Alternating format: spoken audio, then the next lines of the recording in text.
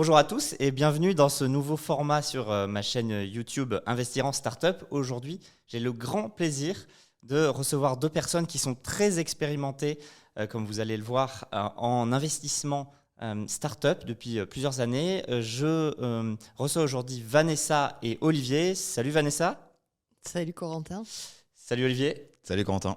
On va passer un petit moment ensemble à parler investissement en start-up. Est-ce que vous pouvez d'abord nous dire un peu quand est-ce que vous avez commencé à investir, en quelle année, et puis aujourd'hui, où vous en êtes à date? Vous avez investi combien de tickets?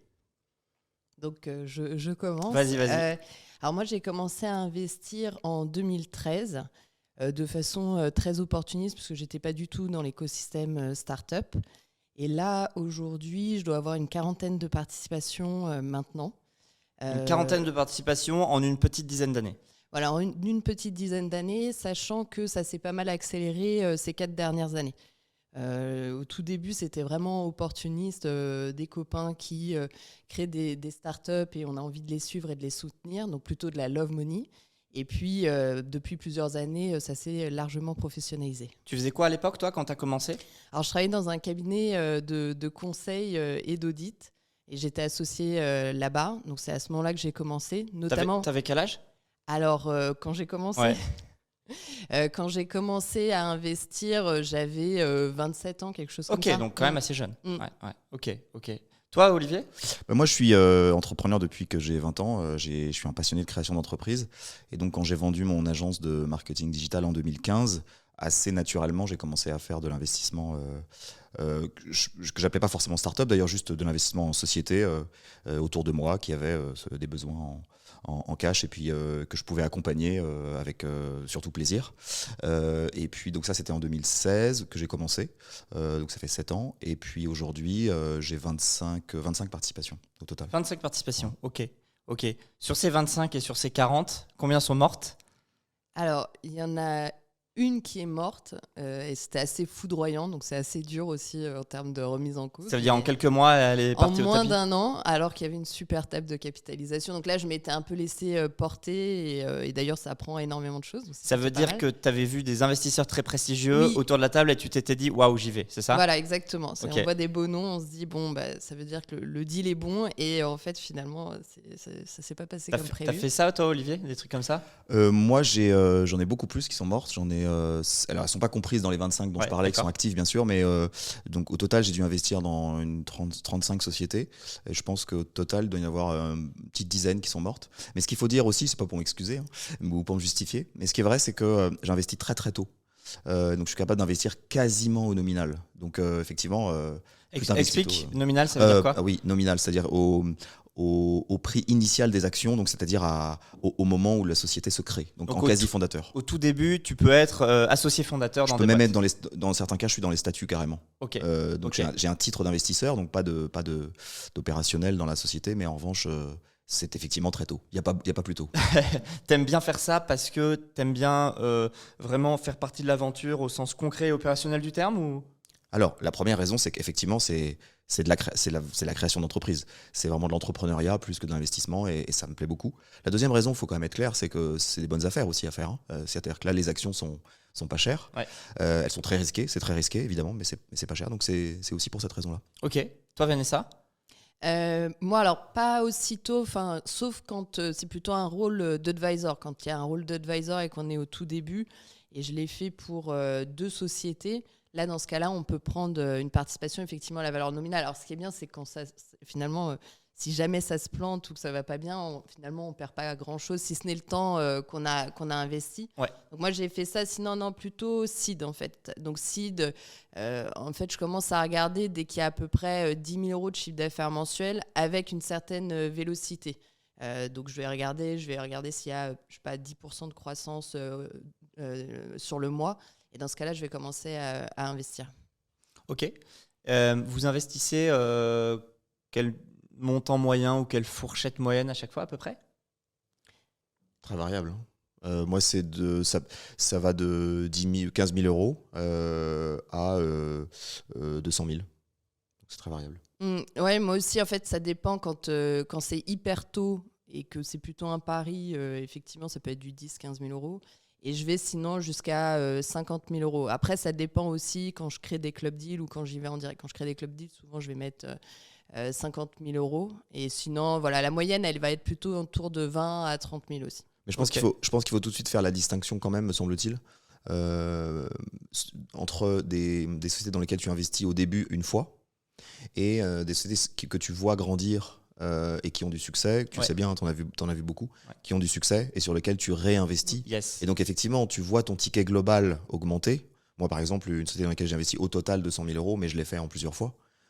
Parce que je l'ai vu grandir, j'ai vu le succès qu'elle avait et donc j'ai souhaité réinvestir en fait. Ouais, ça c'est excellent. Effectivement, quand on a une pépite comme ça, on essaye de participer à tous les tours de table qui arrivent, quoi, hein. C'est ça. Vanessa, tu as connu ça aussi, plusieurs réinvestissements dans une même boîte? En fait, c'est vrai que les fonds, il y a certains fonds qui disent qu'ils font jamais de follow-on. Donc le follow-on, c'est le fait de réinvestir au prochain tour.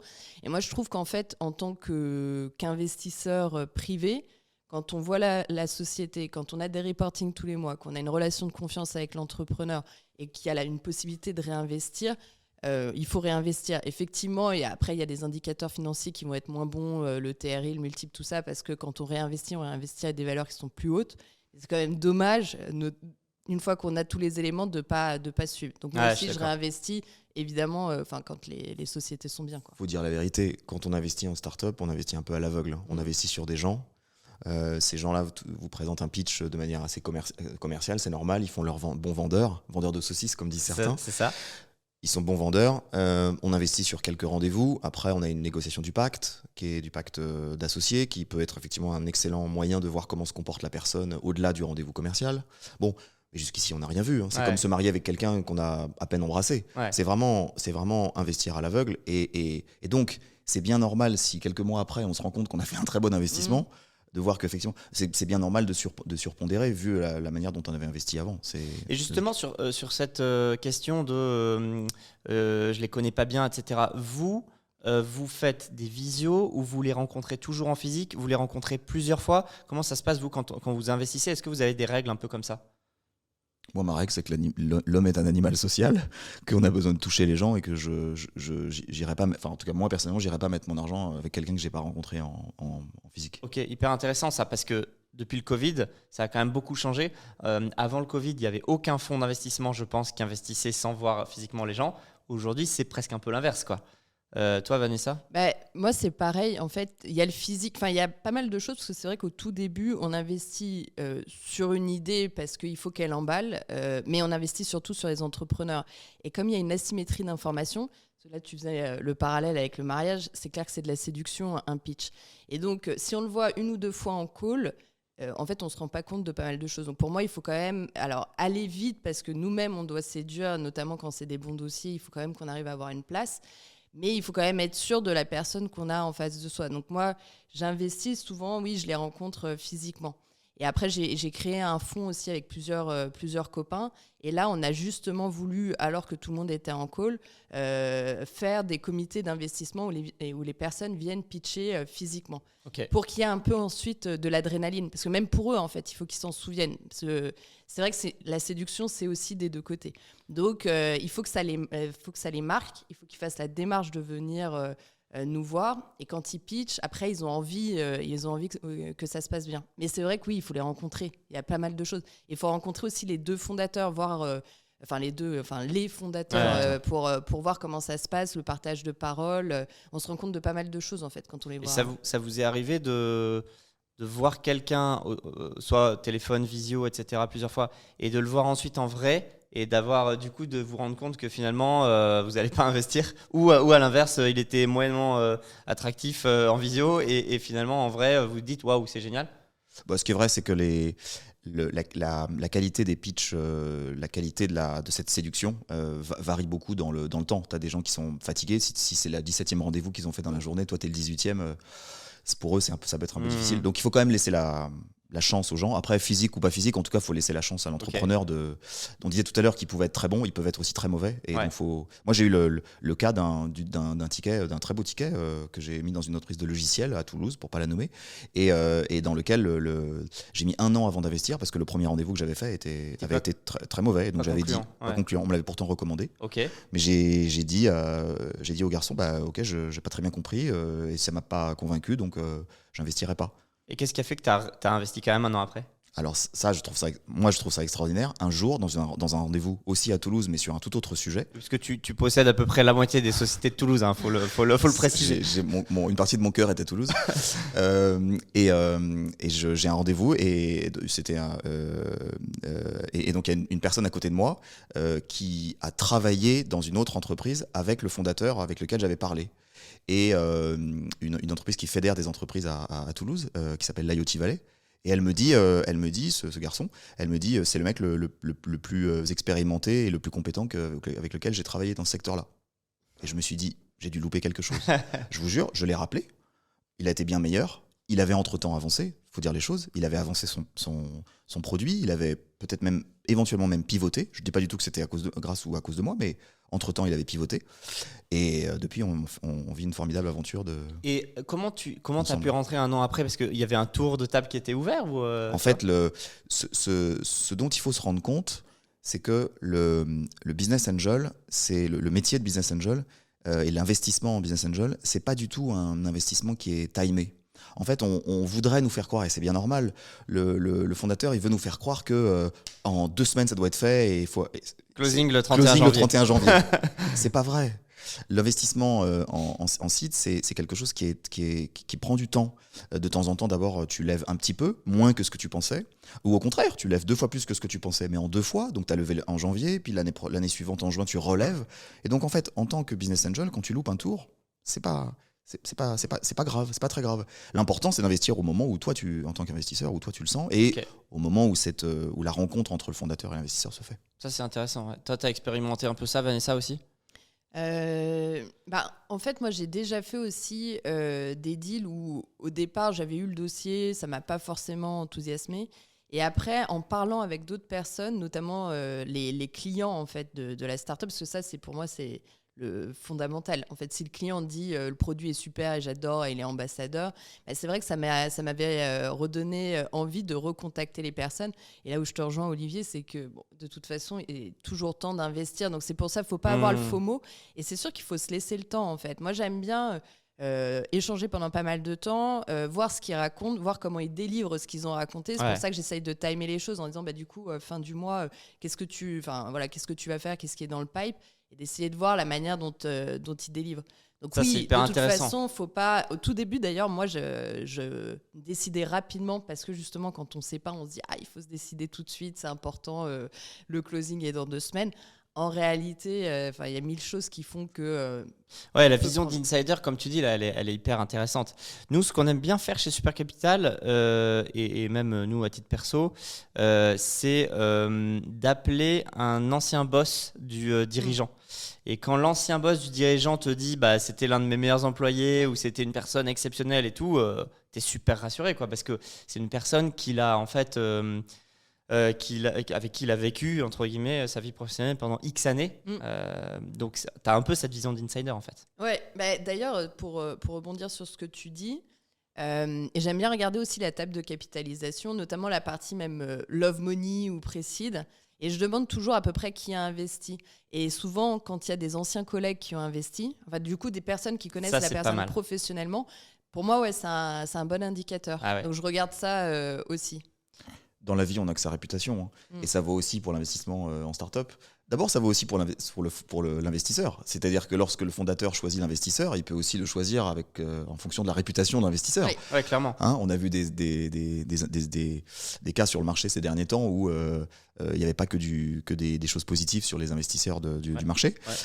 Donc ça varie. Cette réputation des fondateurs, elle est super importante et qu'on interroge d'ailleurs les clients, les employés, les cofondateurs, les anciens fondateurs, enfin bref, de voir toutes ces informations qui nous permettent, nous investisseurs, de faire un choix un peu plus éclairé en seed qu'on ne le fait réellement sur la base d'un pitch, d'une idée et de quelques conversations, quoi. Ouais. C'est quand même vachement important. Et évidemment, dans la partie réputation, il y a une chose évidemment très importante, c'est l'expérience réussie ou ratée, dans certains cas, des entrepreneurs avec lesquels on s'associe. Tu veux dire expérience comme entrepreneur ? Exactement, comme Ok. entrepreneur. Il est finalement pas si fréquent, en tout cas dans mon expérience et l'expérience de ce que j'ai pu voir autour de moi, il n'est pas si fréquent que des gens se révèlent entrepreneurs. C'est pas si fréquent statistiquement. Ça veut pas dire que ça marchera pas du tout. Statistiquement, que des gens partent de leur métier tout à coup avec une idée absolument formidable, avec une capacité à investir, Ouais, à entreprendre incroyable, et qu'ensuite ils réussissent. Attention, ça veut pas du tout dire que c'est impossible. Statistiquement, c'est pas le cas. C'est des histoires qui se créent dans le temps et qui prennent du temps. Et donc c'est intéressant d'analyser les expériences passées. En revanche, pour tempérer mon point, si tu pars d'un grand groupe avec non seulement une idée, mais un actif que tu as réussi à emporter, racheter ou non, etc. Évidemment, c'est plus facile pour entreprendre. Top. On va rentrer un peu plus dans le vif du sujet là. C'est quoi votre plus beau multiple qui soit réalisé cash on cash ou encore sur le papier parce qu'il y a eu un tour de table supérieur après vous? Qui se lance? Alors moi, je peux me lancer, sachant que justement c'était sur l'un des premiers investissements, donc on va dire La plutôt chance du côté, débutant. Love money, écosystème, et là c'était un multiple qui est supérieur à x100, donc Magnifique. c'est bien. Et comme j'ai été d'ailleurs au board de cette société, c'est ça qui m'a donné aussi ensuite envie d'investir encore plus dans les startups, parce que il y a eu des super choses qui se sont passées. Et là, j'ai vu la société être avec un ou deux salariés. Et puis quand nous, on est sortis, il y avait 150 salariés. La boîte, elle faisait, je crois, 17 millions d'euros de chiffre d'affaires, donc c'était canon. Mais j'ai aussi vu tout ce qui s'est passé qui aurait pu être géré aussi différemment. Et on apprend aussi pas mal des erreurs, c'est ça qui fait pas mal réfléchir. Donc c'est tout ça en fait que j'ai voulu ensuite mettre à profit dans les investissements. T'étais rentré très très tôt? Oui, très tôt en fait. Vraiment, c'est côté précide, ce qu'on dit, Okay. soit précide, soit Précide, ça veut dire il y avait quasiment pas de revenus. il y avait un business plan. Il n'y avait pas de revenus du tout. Ouais. Toi, Olivier? Alors moi, je vais distinguer deux cas parce que comme j'investis effectivement non seulement en start-up, mais aussi en très gros majoritaire dans des entreprises qui n'ont pas la typologie de grosses start-up, mais plutôt des sociétés disons rentables, ça me permet d'avoir là pour le coup des très beaux multiples. Donc j'ai fait un x300 sur, et je fais encore parce que c'est une société qui à la fois se valorise et qui en plus sert du dividende. Donc si je mets le dividende dedans, ça fait effectivement des multiples qui sont très importants. Donc c'est une société plus de services que de tech, c'est ça? Exactement, ouais. En marketing digital, voilà, dans laquelle je suis pas opérationnel, mais que je conseille en tant que gros actionnaire. Okay. Mais j'avais mis un tout petit montant au départ parce qu'effectivement c'est pas des sociétés qui ont besoin de capitaux. Mais sur les sociétés qui ont besoin de capitaux, moi mon plus gros multiple c'est x15 pour l'instant, c'est de petits multiples. Ça me permet de dire quand même que la course aux multiples, c'est un vrai sujet dans le métier. Parce que d'une part, c'est l'effet iceberg, hein, c'est-à-dire que en réalité, la plupart des multiples sur le marché sont très faibles. Ouais. En volume, en nombre, ils sont très faibles. Et effectivement, ceux qu'on voit sur le marché, on a vu celui de Mistral par exemple ces derniers temps. Évidemment, ça projette une vision un peu idyllique de ce marché. Ouais. Tout le monde cherche ces multiples-là. Ils sont très très rares, ouais. Beaucoup d'appelés, très peu d'élus. Néanmoins, ils sont très importants. Cette recherche de gros multiples est très importante parce que puisque le risque est immense, c'est une des classes d'actifs les plus risquées en fait, le business angel. Tu peux tout perdre, la totalité de ce que tu as mis, tu peux tout perdre en totalité sans vraiment avoir ton mot à dire. Ouais. Je connais pas beaucoup de classes d'actifs sur lesquelles, à part shorter... Casino, non? Exactement, voilà. Mais j'appelais pas ça une classe d'actifs. Mais effectivement, le casino ou shorter une action. Mais en dehors de ça, voilà, la probabilité ou acheter une action très très très risquée sur le marché. En tout cas, voilà, c'est tellement risqué que de l'autre côté, effectivement, il faut une espérance de gain immense. Et c'est cette course au multiple qui permet de le faire, mais c'est pas si fréquent. Quand on voit les vrais exits sur le marché, c'est-à-dire les exits réels, parce qu'il y a les multiples sur le papier et puis les multiples réels que tu fais à l'exit, le marché est beaucoup plus bas que. Ouais, bien sûr, que ce qu'on bien dit sûr, là. bien sûr, c'est très très rare. Alors nous, il se trouve qu'on a une très grande communauté chez Super Capital, on a plus de 1200 investisseurs actifs. Donc là-dedans, évidemment, on a quelques exemples, mais c'est vraiment, effectivement, comme tu dis, hein, c'est une poignée sur des milliers. On a une personne, par exemple, qui a investi dans Back Market et qui a fait 1 fois 3000. Cash on cash, hein, il est sorti, donc ça c'est assez incroyable. On a une personne qui a fait, qui était au début dans Content Square, qui est aux alentours de x 1000, dans Sorare aussi, multiple plutôt aux alentours de 500, 600. Et qu'est-ce qu'on a encore On a une personne aussi qui était dans Bolt, le concurrent de Uber, qui va normalement bientôt s'introduire en bourse aux US. Donc là, c'est pas encore réalisé, mais ça devrait être un multiple aux alentours de 1000. Mais pour cette poignée de gens, il y en a plein qui ont fait au mieux un multiple de x2, x3, quoi. En fait, il y a une problématique me semble-t-il, pour les business angels sur le marché, c'est que quand tu es comme nous, moi je me définis comme un petit business angel, attention, je n'ai accès aux sociétés que par mon propre réseau, qui est très limité, et donc je ne suis pas appelé sur les gros deals, soi-disant gros deals à succès. Je dis soi-disant parce qu'évidemment tu penses que c'est à succès, après il faut le vérifier. Mais c'est sûr que quand l'entreprise a déjà reçu 100 ou 150 millions d'euros d'investissement, qu'elle a 1000 employés, qu'elle est devenue une scale-up, évidemment c'est un stade d'investissement moins risqué que lorsque cette même société était sur ses fonds baptismaux avec 5 personnes, 5 employés. Et donc, pour avoir une place sur le marché et pour pouvoir trouver des deals intéressants, on est un peu obligé d'investir très tôt, là où les autres n'investissent pas. D'accord ?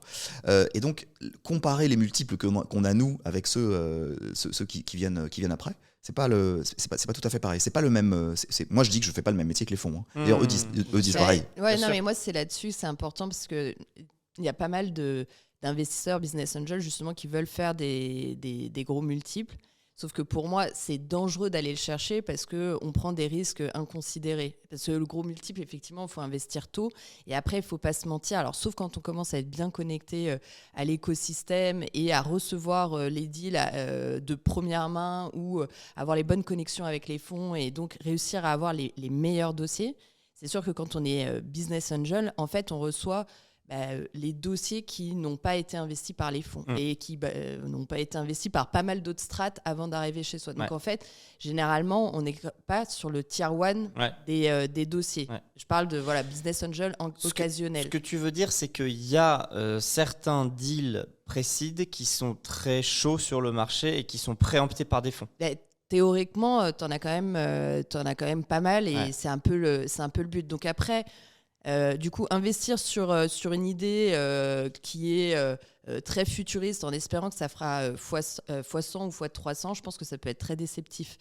En réalité, oui, le x100, x300, x3000, il est rare. Et un business angel, il peut aussi se dire, parce que x15, de toute façon, par rapport au TRI qu'on peut avoir sur d'autres classes d'actifs comme des obligations, des actions classiques ou des produits structurés, un x15 en 5 ans, c'est un TRI de dingue.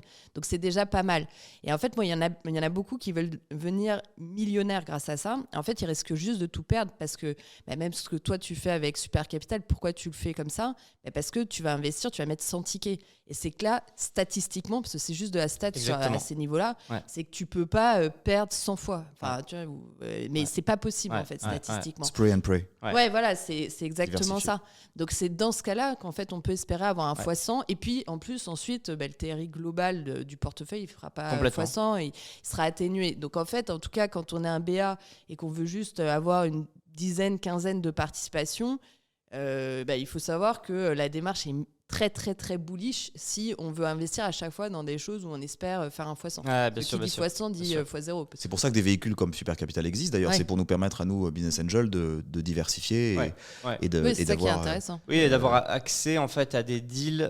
En fait, on achète une porte d'accès à des deals par la suite, quoi. Et on diversifie, c'est ça.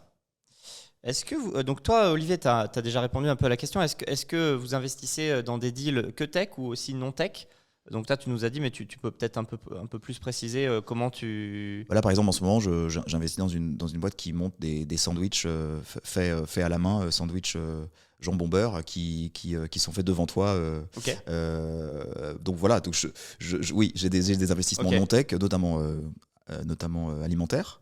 Pourquoi tu investis dans des deals tech et non tech? Pourquoi tu as choisi de te spécialiser dans l'un?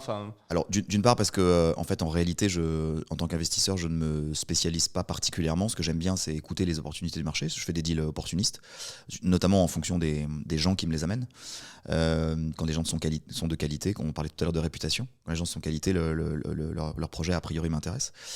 Donc ça, c'est la première raison. Et l'autre raison, c'est tout simplement pour des raisons de diversification du patrimoine. C'est important, je trouve, pour les investisseurs de jamais oublier que mettre tout son argent dans le même panier, c'est possible. Comme disait Warren Buffett, mets tout ton argent dans le même panier, mais alors surveille bien ton panier, quoi. Donc voilà, cette stratégie de diversification, elle est importante à mes yeux en termes d'activité aussi. Ok. Et oui, pareil en fait. Essentiellement pour diversifier, je pense que c'est important d'avoir de la tech, c'est bien, mais là, avec tout ce qui est en train de se passer sur l'IA et le fait que les GAFAM ont bien plus de moyens que toute start-up qui va commencer à lever, la tech, en fait, maintenant, ça devient de plus en plus complexe. Puis il y a d'autres choses aussi, quand on voit que les sociétés commencent à être short en cash et qu'il n'y a pas forcément de repreneurs, en fait, finalement, la tech, elle a moins de valeur maintenant qu'avant. Je parle de petites sociétés qui vont faire 1 ou 2 millions d'euros de chiffre d'affaires. Ce qui va avoir le plus de valeur, d'ailleurs, c'est plutôt le portefeuille client, la manière dont ils ont loqué leurs clients. Est-ce que c'est des contrats pluriannuels? Et moi, j'ai vu des boîtes partir au tapis ou risquer de partir au tapis et où finalement, en fait, personne ne veut reprendre. Donc, en fait, la ligne de code, finalement, elle ne sert pas à grand-chose. Donc, moi, j'ai investi dans pas mal de dossiers tech, SaaS, B2B. Et aussi du consumer, un peu de hardware, mais là c'était plus le côté angel que business en fait, du hardware à impact, parce que c'est vrai que quand on a eu la chance de faire des super multiples, il y a un côté un peu give back, moi que je vois dans le rôle de business angel, et c'est vrai que c'est via l'argent qu'on soutient l'innovation et qu'on peut financer des super projets, donc j'ai fait aussi ça. Alors logique de diversification aussi, et les sociétés se portent bien. Mais c'est vrai qu'après tout, ça permet aussi d'aller un peu partout. Et puis surtout, je pense que quand on est business angel, on est quand même assez curieux. On adore l'entrepreneuriat, on aime bien être aux côtés des entrepreneurs. Donc dès qu'il y a un sujet qui passionne, au-delà du return, c'est vrai que c'est bien de pouvoir investir dedans aussi. Il y a des maturités de boîte maximum dans lesquelles vous en rentrez, c'est-à-dire une fois qu'elles ont dépassé tel valo ou tel nombre d'années d'ancienneté, vous y allez plus ou pas? Non. Années d'ancienneté, c'est un bon point quand même. Moi, je regarde quand même, par exemple, si la boîte a été créée en 2012 et qu'elle est sur des niveaux de seed et tout ça, ça veut juste te dire que c'est pas pour de l'investissement. On n'est pas sur des trajectoires qui justifient des valos, parce qu'après il y a aussi ça. Et après, sinon, au-delà de 10 millions d'euros en entrée, j'y vais pas, mais tout simplement parce que j'aurais pas de poids et que ça, c'est un autre sujet. Mais t'investis sur des valos inférieurs à 10 millions. Oui, ou sauf en follow-on, mais globalement inférieur à 10 millions. Et toi, Olivier, sur la valo? J'ai la réflexion d'un petit commerçant ou d'un petit artisan qui trouve toujours que des valeurs de boîte à plusieurs millions. Il fut un temps où j'investissais à des valeurs de 1 million d'euros pré-monnaie. C'est la belle époque. C'était la belle époque. Et donc, évidemment, maintenant, quand on me propose des boîtes qui ont une valeur de 10 millions, j'ai tendance à trouver ça cher, même si éventuellement, intrinsèquement, c'est pas cher. Mais j'ai tendance à trouver ces montants. Je voudrais juste revenir sur le sujet dont tu parlais, Vanessa, les entreprises qui ont duré, qui sont là depuis longtemps. Et qui, quand on regarde leur track record, n'est pas forcément tout droit, très, très, très rapide. Moi, j'ai souvent c'est pas de la compassion, mais en tout cas de l'affection pour ce genre de boîte parce que j'en apprécie la résilience. J'apprécie la résilience du fondateur. La vie des entreprises, c'est pas un long fleuve tranquille. Hein. Moi, je trouve que le fondateur, c'est un peu le gars qui prend sa planche à voile à Brest, tu vois, et puis qui part à New York et qui dit allez, on se rejoint à New York. D'accord ? Bon, il va se passer des trucs, quoi. Il se passe tellement de choses dans la vie des entreprises, il peut se passer tellement de choses que... alors d'abord, ça veut dire que c'est pour ça que le risque est énorme quand on investit très tôt. C'est qu'il peut se passer des millions de choses. D'ailleurs, il peut tout simplement se passer des choses structurelles dans le segment marché. Externe à la startup. À la startup, totalement. Par exemple, dans le marché. Sur des ruptures. Ce qui va se passer avec l'IA sur, par exemple, tout simplement la capacité à coder des programmes informatiques, risque de mettre un certain nombre d'équipes de développeurs dans le monde un peu en difficulté. Donc il va se passer des choses sur certaines. Donc ça, c'est des coups de. Sur ta planche, le coup de vent est un peu violent, quoi. Tu vois. Donc il peut se passer des choses. En plus, les fondateurs ne peuvent ne plus s'entendre. Enfin, moi j'ai vu des trucs se passer sur le marché qui sont dingues, qui sont en fait la vie des gens. Donc tu as la vie des gens, la vie des entreprises, la vie des segments de marché, la vie du monde lui-même. Quand tu as tes programmeurs en Ukraine et que la Russie envahit l'Ukraine en février 2000. On en a vu plein, ça, des cas comme ça. Bah, évidemment, c'est une pour ton entreprise. Alors, il y en a certaines qui s'en sortent et puis il y en a d'autres qui meurent. Donc, la vie des entreprises est extrêmement complexe à prévoir. Et donc, le seul moyen, toi, investisseur, c'est de multiplier tes coûts, forcément, si tu n'es pas présent. Et de l'autre côté, lorsque tu regardes la manière, donc a posteriori, la manière dont une équipe de fondateurs a fait son entreprise pendant plusieurs années, et peut-être a vivoté, dans certains cas, moi je me dis, tiens, ils ont vivoté, mais tout à coup, à force de résilience, à force de bien connaître leur marché, à force d'être là, il se passe quelque chose. Et là, ça peut être intéressant d'investir. Ils sont arrivés au bon moment, au bon endroit. Exactement, même si ça a duré. Même si ça a duré. Ouais, après, moi, je le dis aussi sous l'angle, souvent, enfin là, les valos qu'on voit, c'est par exemple, je sais pas, 100 000 euros de chiffre d'affaires annuel ou 200 000, et puis en fait, ça va être 1 million de valos pré-monnaie ou 2 millions. En fait, on est sur un x10. Et du coup, déjà, c'est élevé parce que là, en ce moment, sur des séries A, on est sur des multiples plus faibles. Et il y a le site qui résiste, mais du coup, c'est risqué pour le business angel. Ouais. Et donc, moi, c'est sous cet angle-là. C'est-à-dire qu'une société qui est là depuis plusieurs années et qui arrive péniblement à 100 ou 200 000 euros de chiffre d'affaires, justifier que sa valo c'est 2 millions, compliqué. Parce qu'en fait, ouais. Ou alors, effectivement, moi j'ai eu des cas de sociétés qui sont dans la restauration. Il y a eu le Covid en 2019, c'était un peu compliqué et ça a duré pendant pas mal de temps. Donc quand il y a un facteur vraiment exogène qui l'explique bien, pas de problème. Mais c'est vrai qu'après, c'est lié avec la valo. Ouais. Même si elle a résilience, c'est... La valo, c'est un point super important en fait, parce que, enfin super intéressant. Parce qu'il y a, en fait, il y a des investisseurs qui accordent une importance à la valo qui est énorme et qui vont te dire non mais moi j'investis maximum à telle valo, je fais hyper gaffe et tout machin. Et il y en a, ils te disent la valo j'en ai rien à faire, quasiment. Ils te disent oui parce que de toute façon, moi ce que je vise c'est une boîte qui va devenir une licorne ou une décacorne. Et en fait, si je suis rentré à 3 millions ou à 6 millions, ça change pas grand-chose. Ça fait x2 Alors, quand même. Ça fait x2, c'est beaucoup. Ça fait un x50 versus x100. Hein. Alors, tout à fait, sur le multiple. Mais finalement, sur la valeur absolue de l'argent qu'il va gagner, finalement, il va quand même gagner beaucoup d'argent. C'est ça qu'il veut dire. Et donc, c'est quoi un peu votre point de vue là-dessus ? Parce que les gens sont parfois très clivés là-dessus. Si tu achètes des oranges et que tu achètes une orange à 20 centimes et tu sais que tu la revends à 1 euro de l'autre côté, effectivement, tu es moins tenté de la négocier à 18 si tu la revends à 1 euro. Bon, là, le problème, nous, c'est qu'on ne connaît pas nos prix de sortie. Donc, quand tu ne connais pas ton prix de sortie, tu as deux manières de voir les choses. Soit tu espères effectivement un prix de sortie très important, et donc effectivement, tu ne négocies pas. Ou alors, tu sais que ton prix de sortie est inconnu, et donc la seule chose sur laquelle tu peux avoir du contrôle, on revient à la notion de contrôle qui est très importante, je trouve, pour ceux qui viennent au Business Angel, ils doivent se départir de la notion de contrôle. Quand tu es Business Angel, c'est Pierre Comorizet qui disait, tu n'es même pas sur le siège du passager, tu es dans le coffre. Ouais. Donc tu es dans le coffre, c'est-à-dire tu n'as pas grand poids sur les décisions de l'entreprise. Et donc comme tu n'as pas de poids, tu n'as pas de contrôle, la seule dernière chose sur laquelle tu as du contrôle, en fait, c'est la valorisation à laquelle tu rentres. Okay. Et donc c'est aussi une manière quelque part de te positionner dans le deal. Okay. Mais effectivement, selon moi, au sortir, ça n'a pas beaucoup d'importance. Et la question liée à la valo, c'est vous négociez. Qu'est-ce que vous négociez en plus de la valo dans les clauses du pacte, etc. C'est quoi que vous regardez précisément ? Oui, parce que c'est vrai que la valo, c'est un élément important. Alors, pas forcément que pour la sortie, mais c'est aussi pour voir comment la personne se positionne. Parce qu'une grosse valo veut dire qu'il est hyper ambitieux, mais ça veut dire qu'il y aura quand même des tours successifs.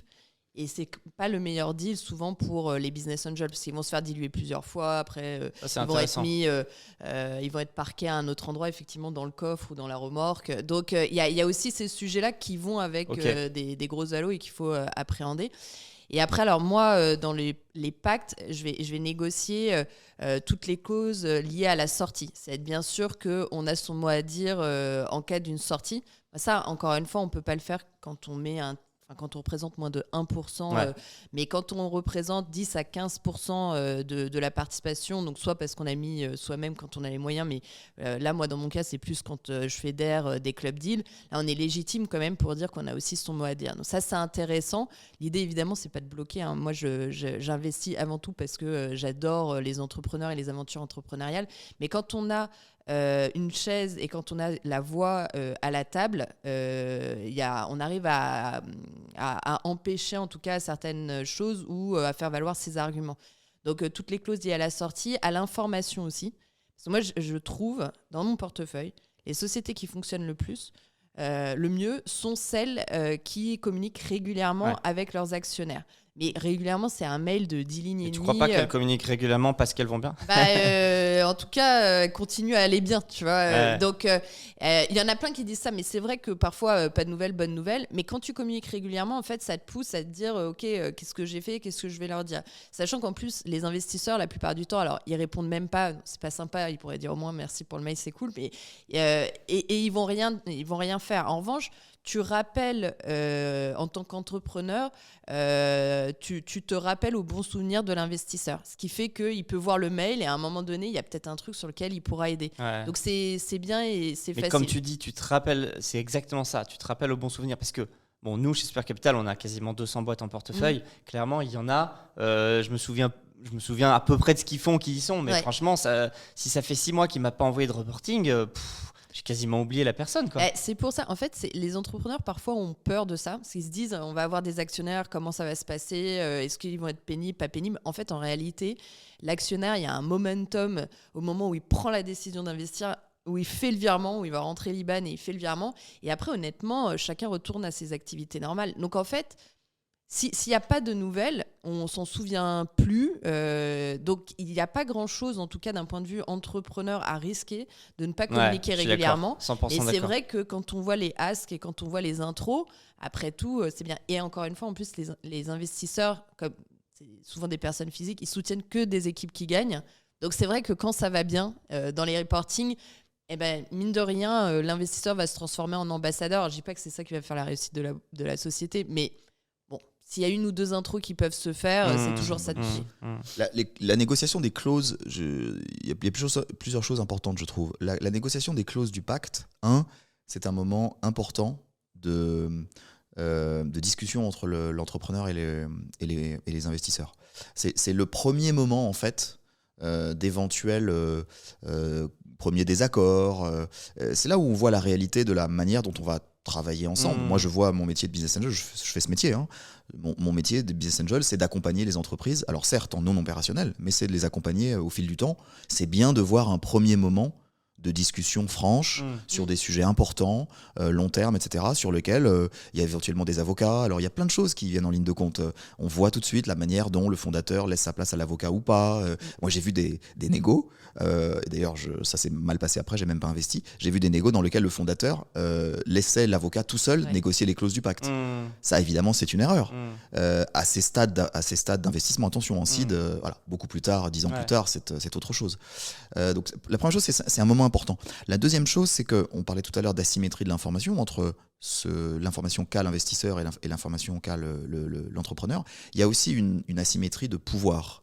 Petit minoritaire, on disait, petit minoritaire, petit baiser, gros minoritaire, gros baiser. Le minoritaire n'a aucun pouvoir dans l'entreprise, enfin très peu de pouvoir. Les clauses du pacte sont là pour rééquilibrer un peu, en partie, cette asymétrie de pouvoir. C'est quand même la moindre des choses lorsque tu investis dans une société que de protéger ton investissement. Le protéger pendant la durée de vie et puis, comme disait Vanessa, le protéger aussi à la sortie. Néanmoins, et c'est la troisième chose que je voudrais dire sur les clauses du pacte, c'est quand même, lorsqu'il y a une problématique, alors on peut parler de l'information par exemple, c'est pas parce que tu mets une clause d'information dans un pacte que le fondateur il va t'envoyer des emails. Et tu auras beau lui dire c'est dans le pacte. Bon, s'il veut pas, il veut pas. Obliger quelqu'un à faire, c'est pas facile. Et encore plus grave, c'est au moment de la sortie, lorsque tu as des clauses, par exemple. Parlons de la liquide pref quand même, 2 secondes. Parce que Clause de liquidation préférentielle. Clause de liquidation préférentielle, c'est quelque chose qui, effectivement, si on le prend du point de vue purement moral ou commercial, c'est assez logique. Je mets de l'argent dans l'entreprise, toi, tu n'as pas mis d'argent. Si tu la vends à la casse, cette entreprise, il est assez logique que tu me redonnes cet argent en premier lieu parce que ça a été vendu à la casse. Donc, c'est une manière de rééquilibrer. T'as beau avoir une liquide préf dans l'entreprise, le jour où l'entrepreneur souhaite vendre, c'est lui qui est au contrôle de la boîte, c'est lui qui fait le boulot, et lui, il veut vendre. Et toi, tu as ta liquide préf. Et donc, ça a éventuellement rééquilibré la discussion, mais en réalité, tu t'es protégé, t'es pas vraiment protégé parce qu'il fait ce qu'il veut, et il est capable l'entrepreneur, à ce moment-là, vient négocier avec toi quelque chose qui peut éventuellement sortir du pacte. Bien sûr. Et nous, on a vu un truc, un entrepreneur qui a vendu l'actif et on est resté finalement actionnaire d'une coquille vide. Il est parti avec l'actif, il s'est salarié de la nouvelle boîte et voilà, c'était fini. Ah oui, ciao, bye bye. Là, c'est on est carrément dans l'escroquerie. Voilà, c'est ça, dans le niveau dessus. Mais ça arrive, hein. Ça arrive aussi. Non, mais c'est pour ça que le pacte d'actionnaires, moi, c'est vrai que je regarde surtout la manière dont l'entrepreneur réagit. Je suis assez d'accord avec toi. Il y a aussi les clauses bad liver. C'est pour moi, évidemment, démission, y compris la démission, le départ de tout fondateur, c'est bad liver. Il faut un bad liver très dur. Et donc, souvent, les entrepreneurs ne le comprennent pas. Et moi, je leur dis, oui, mais là, tu es en train de te mettre à la place du bad liver. Mais mets-toi aussi à la place de celui qui reste, en fait. Donc, c'est bien aussi de protéger l'entreprise, parce que les investisseurs, eux, ils ont investi dans l'entreprise et dans une équipe. Et c'est surtout que je dis, au-delà de ça, c'est que quand il y a ces clauses-là, c'est un peu comme un contrat de mariage, c'est que ça permet d'échanger, de discuter, effectivement, pas sur la vision, le pitch et le produit qui, là, font appel à beaucoup d'émotions, mais tu rentres sur une phase un peu plus analytique et tu regardes comment la personne réagit. Et c'est vrai que si elle s'arc-boute, qu'elle comprend pas, tu te dis, mais attends, là, elle veut de l'argent, donc elle est censée être au max de la conciliation. Ouais. Si jamais elle est obtus là, c'est vraiment take money and run. Ça va mal se passer en fait, après. Ouais. Et donc, dès que tu as un petit sentiment un peu diffus en te disant, en fait, je le sens pas, et même si tu as fait beaucoup de travaux, même si le produit t'a adhéré, en fait, faut pas y aller. Mais je suis, oui, effectivement... Et il y a un autre point, je trouve, c'est que l'être humain n'a pas de mémoire.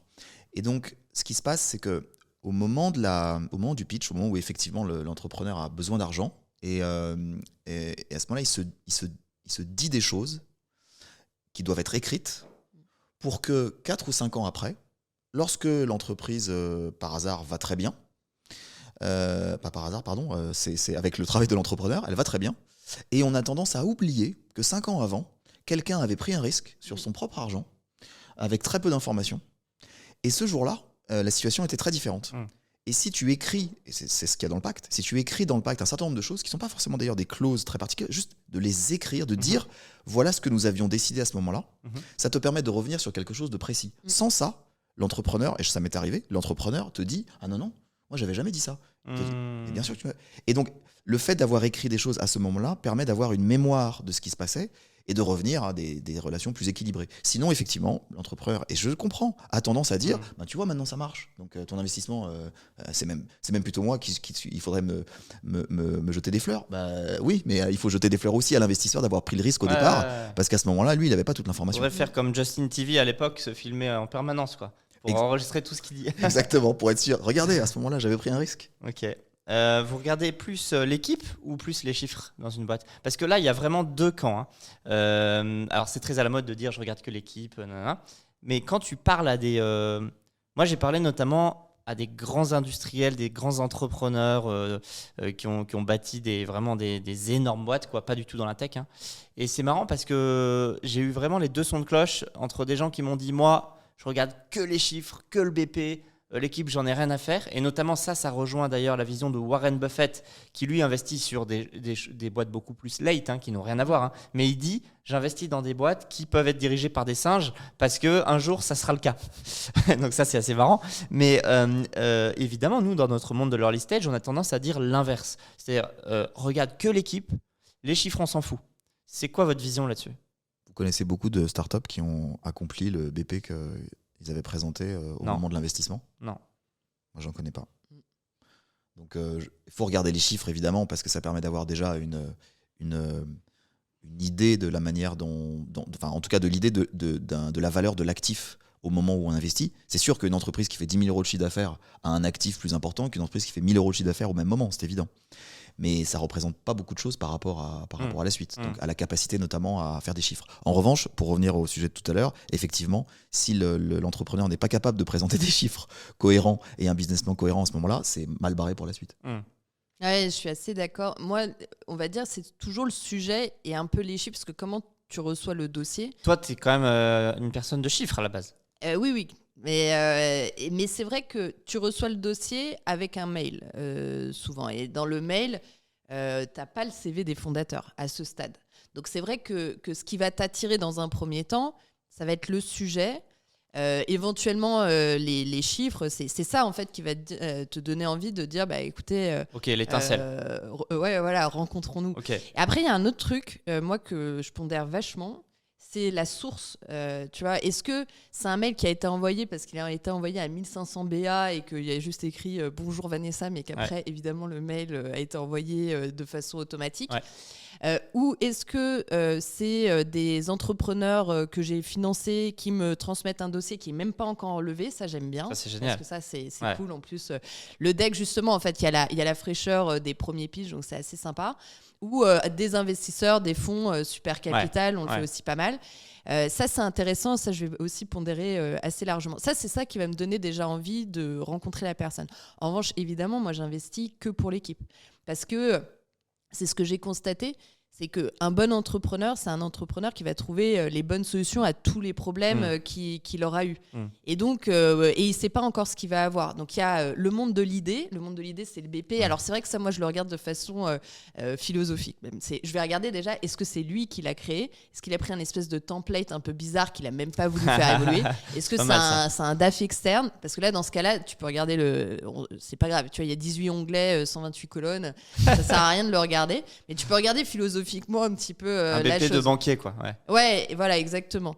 Mais c'est l'équipe. C'est l'équipe, la résilience, parce que c'est ça qui va faire que ça va marcher. Mais comment tu regardes la résilience de quelqu'un en 2 visios de 30 minutes? Non, mais justement, c'est pour ça qu'il ne faut pas faire que 2 visios de 30 minutes, de mon point de vue.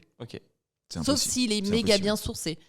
Sauf si c'est un fou. Tu comprends que, pour reprendre mon image tout à l'heure du véliplanchiste qui part de Brest pour aller à New York, tu comprends que si ce même véliplanchiste il a déjà traversé la Manche avant de traverser l'Atlantique, ça te donne une bonne idée.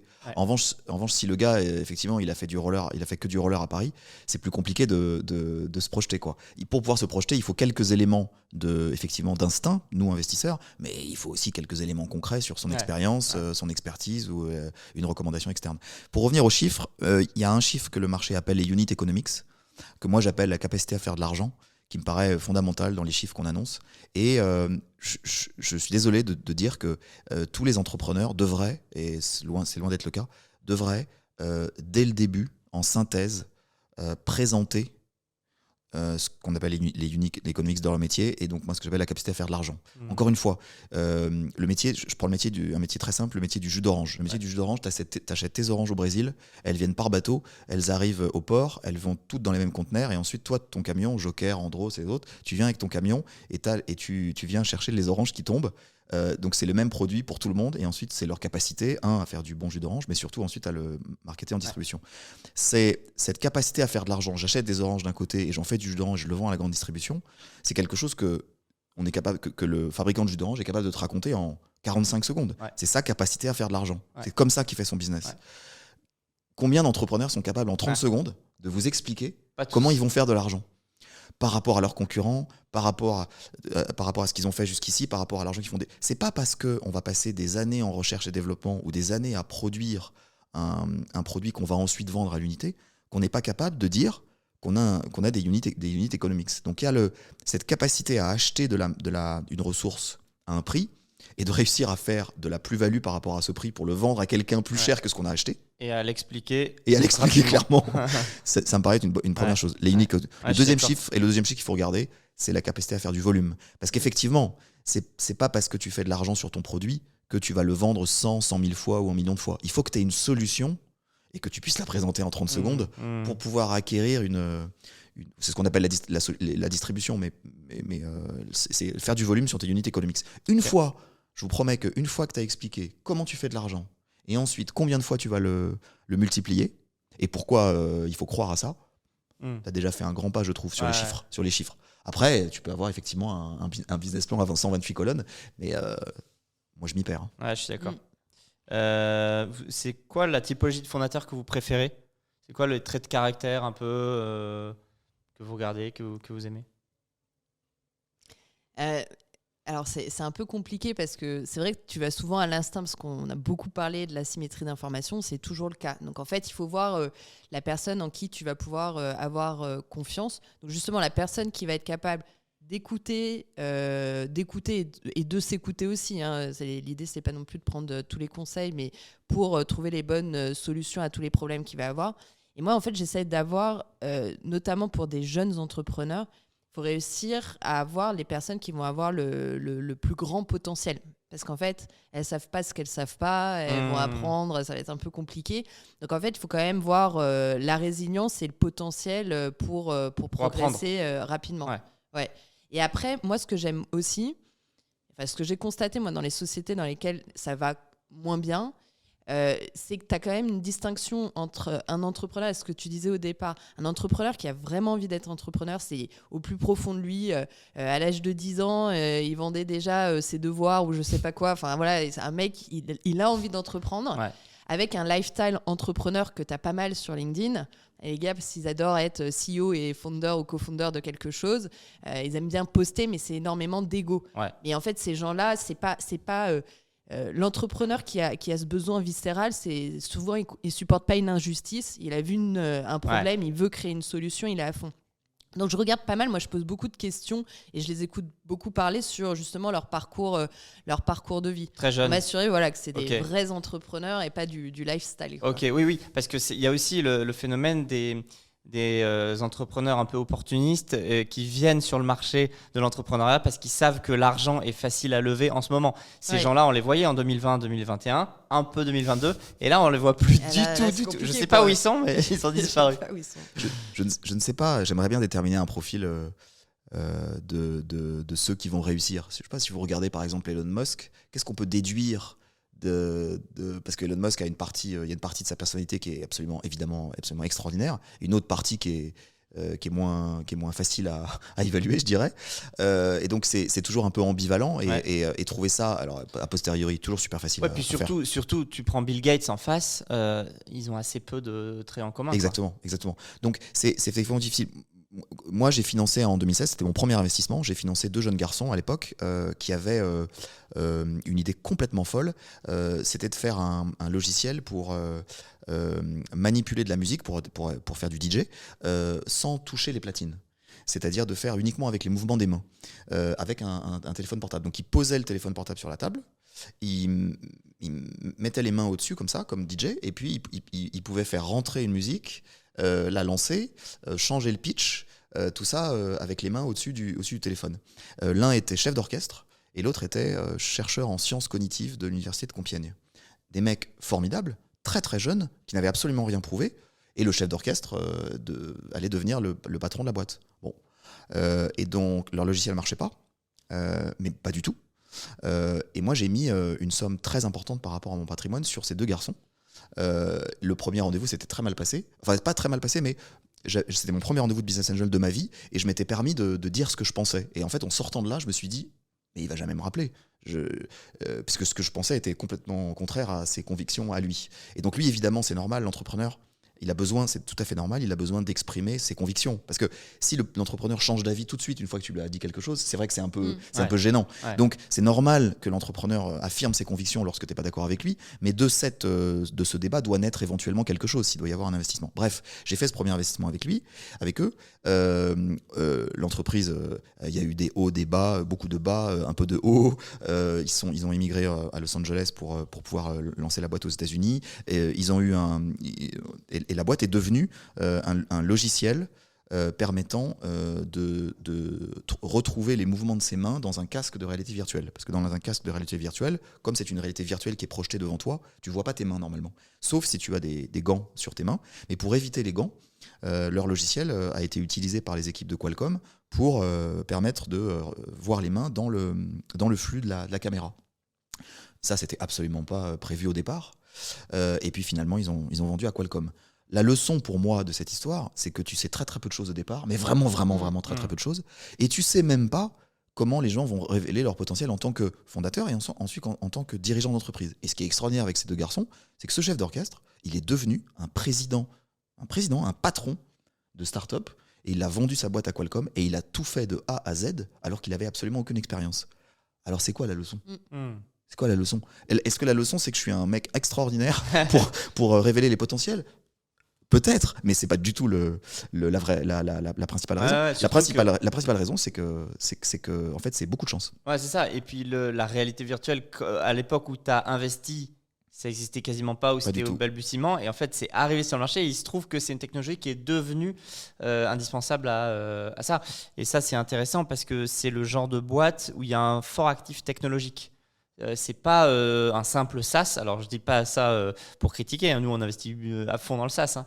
Mais c'est pas un simple SaaS. C'est il y a une vraie brique techno, et je pense que Qualcomm ils ont racheté la boîte aussi pour l'actif techno, surtout. Très majoritairement. Mais tu sais, l'histoire économique est pavée d'histoires d'entreprises qui ont eu des actifs technologiques très importants et qui ont pourtant déposer le bilan, hein, ou qui en tout cas n'ont pas trouvé leur marché. Donc c'est même pas c'est même pas suffisant. C'est même pas une règle. C'est même pas suffisant. Non, ce qui est une des leçons probablement, c'est que de ce débat qui a été donc initié au premier rendez-vous et qui a duré donc pendant 6 ans, de ce débat entre nous est probablement né quelque chose de bien meilleur que ce que j'aurais fait moi tout seul ou lui tout seul.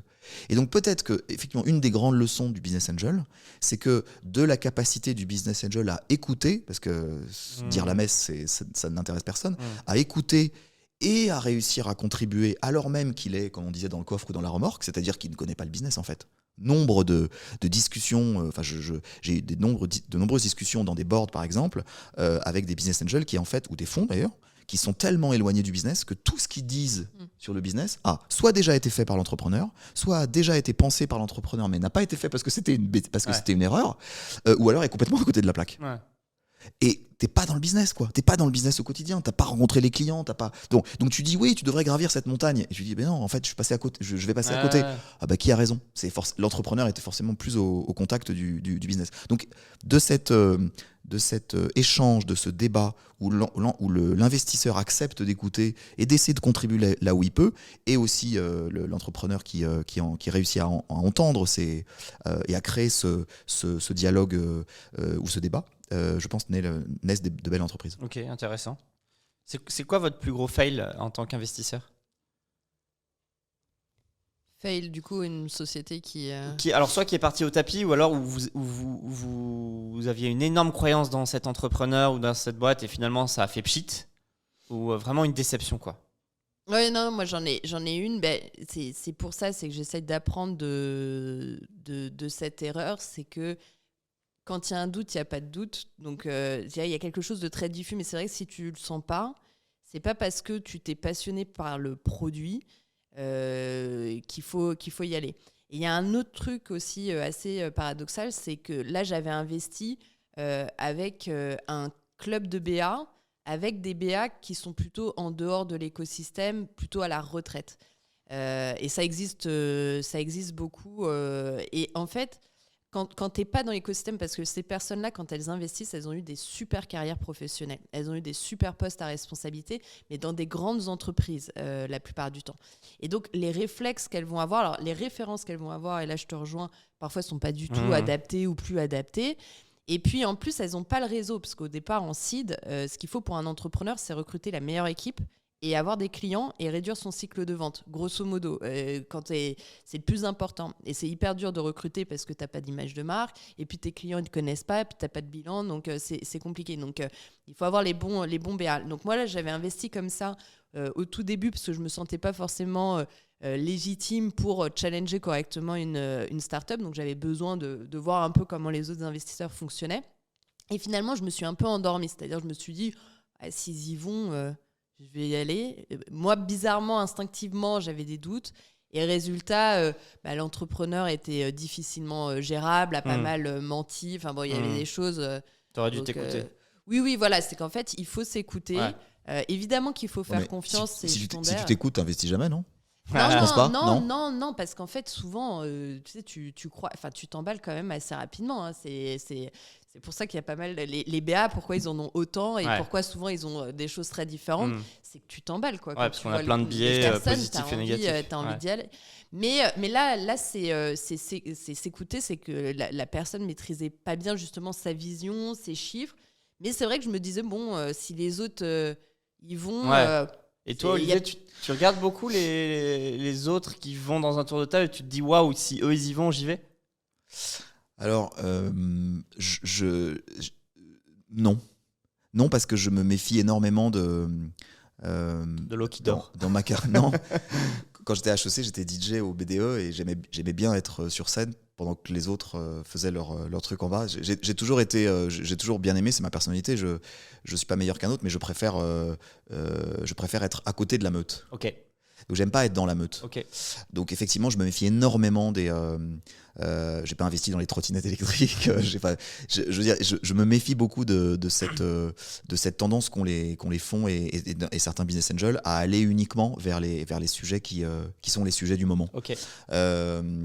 Et qui ensuite cherchent à se repasser de la patate chaude. Voilà. Donc moi, les patates chaudes, ça m'intéresse moins. Ça m'a pas empêché de faire énormément d'erreurs, ou en tout cas des coups qui a posteriori se révélaient être beaucoup trop risqués. J'ai notamment fait quelques investissements en Inde. J'en ai fait 3 qui ont tous les 3 planté, dans lesquels j'ai perdu beaucoup d'argent. Faut pas dire ça, on investit pas mal en Inde. Et c'est pas parce que c'est l'Inde, pas du tout. C'est parce que j'étais pas suffisamment préparé. Et d'ailleurs, c'est pour ça que vous faites bien de bosser, notamment avec Francis, parce qu'il faut être avec des gens de qualité, justement pour nous aider à faire de meilleurs investissements dans des territoires et avec des cultures qu'on connaît moins.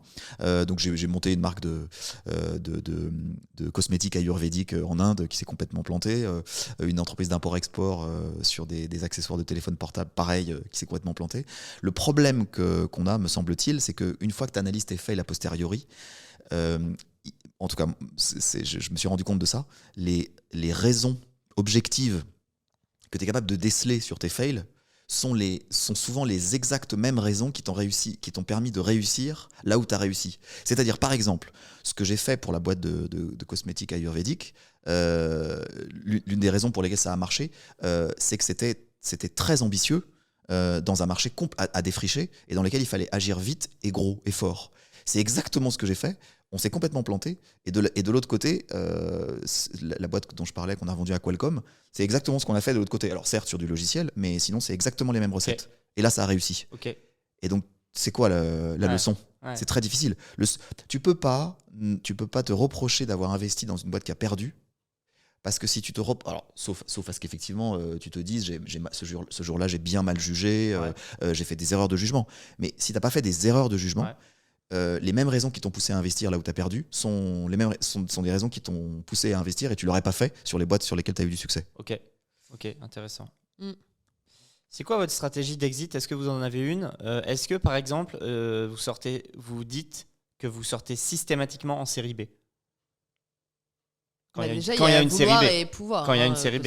Alors généralement, quand il y a une série B, tu peux sortir. Oui. Mais si la boîte dans laquelle tu es, elle va en série B, il y a un gros tour qui arrive avec des gros fonds et qui vous propose de sortir, est-ce que vous sortez complètement ? Est-ce que vous sortez partiellement ? Moi, j'aurais tendance à sortir partiellement. Ou est-ce que vous restez ? Moi, je reste. Ok. Moi, je reste. Le fait que l'entreprise se développe, en général, s'il y a une série B, c'est qu'elle se développe bien et donc elle accomplit son business plan et donc je reste. Toi, tu es un mec de long terme, de très long terme.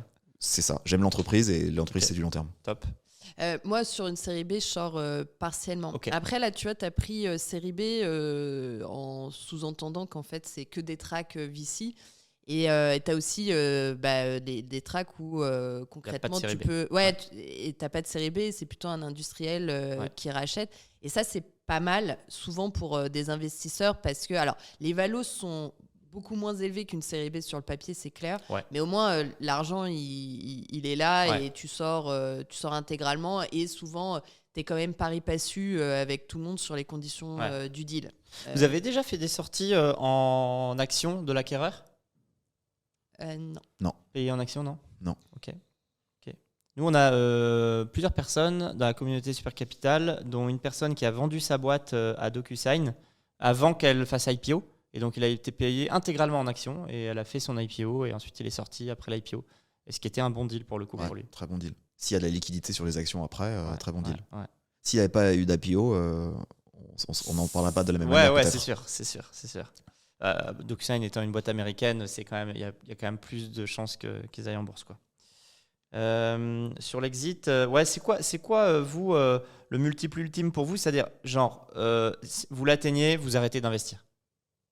Est-ce qu'il y en a un ou pas? J'espère Ouais. ne jamais arrêter d'investir. Ok, Ouais. ok. Non. Après, en revanche, moi, ce que j'essaye de faire, c'est que j'investis pas. Alors, moi, c'est pas, tu vois, du coup, le x100, c'est pas ça que je target parce que justement, si tu es sur du x100, tu te concentres sur des choses hyper exceptionnelles, risquées et probablement track VC.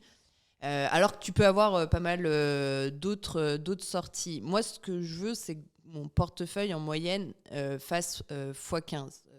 Donc ce qui est énorme et ce qui fait un cap. T'es ambitieuse. Oui, non, mais voilà, c'est ambitieux. Attends, quand mais tu au dis moins, x15, c'est sur quelle durée? x15 sur 5 ans. En fait, tu essayes de faire du. Ok. Mais ça, c'est le cap. C'est-à-dire, est-ce que je le réalise ou pas? C'est juste que, en fait, quand tu investis, il faut quand même que tu te dises concrètement ce que ça va te rapporter comme retour. Tu vois. Sauf si tu es sur le côté angel et pas business, Ouais. que j'ai fait aussi. Mais c'est vrai que, notamment quand tu proposes des club deals ou autres, tu es quand même obligé de penser à l'exit et comment on sort. Ou quand tu fais un fonds, tu vois, le fonds que j'ai fait avec une vingtaine de copains, c'est l'une des questions que tu poses une fois que tu as bien aimé, que tu as bien adhéré, c'est tu sors comment et à combien de temps. Donc c'est un élément quand même à avoir en tête. Et si c'est pas hyper clair, ça t'empêche pas d'investir, mais du coup, il faut quand même faire un peu attention. Okay. Mais en revanche, ça ne doit pas t'empêcher d'investir parce que dans 5 ans, tout va changer. Enfin, là, il y a 5 ans auparavant, rien n'était comme maintenant. Ouais. Donc, mais c'est vrai qu'il faut quand même comprendre le potentiel. Pour terminer, les amis, notre discussion, dans quoi d'autre vous investissez que les startups, des classes d'actifs complètement différentes? Est-ce que vous allez un peu dans l'immobilier, dans la crypto, dans les sociétés cotées? Vous faites de quoi? Moi, je fais de l'immobilier en marchand de biens et en foncière, donc achat-revente de biens immobiliers et foncière pour garder.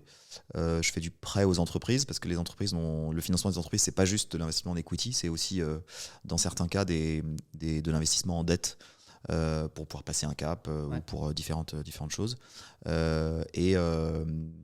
Et puis j'investis aussi en majoritaire dans des entreprises. Donc c'est du capital risque. Enfin, c'est très différent de reprendre des boîtes et de faire ça.